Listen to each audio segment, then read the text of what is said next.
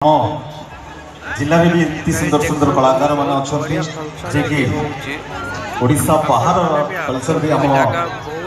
जाजपुर माटी में देखे पारती। बहुत बहुत धन्यवाद पुणी थे देवाई चाहिए।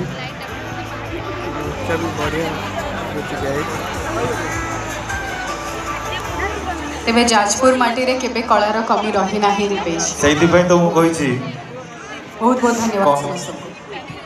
सब बेले कही आज भी कहवाई चाहिए कलार ये घर ये घरे घरे कलाकार कलार ये घर ये घरे घरे कलाकार से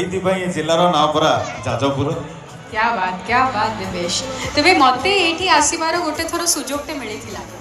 यहाँ मुझे कही रखे ना तुम भी कहल कि तुम बहुत आशा था मुझे गोटे जिनस मोर एक्सपीरियंस रू कहूँ ये जमी तुम ऑडियंस पाइब से कौटी पाइब ना पिंकिया भाई ये गोटे कथा कही रखी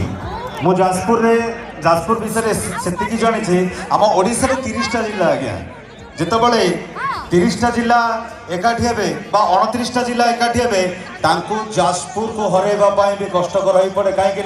जाजपुर आवाज एते थाए जाजपुर भल पाइबा एते थाए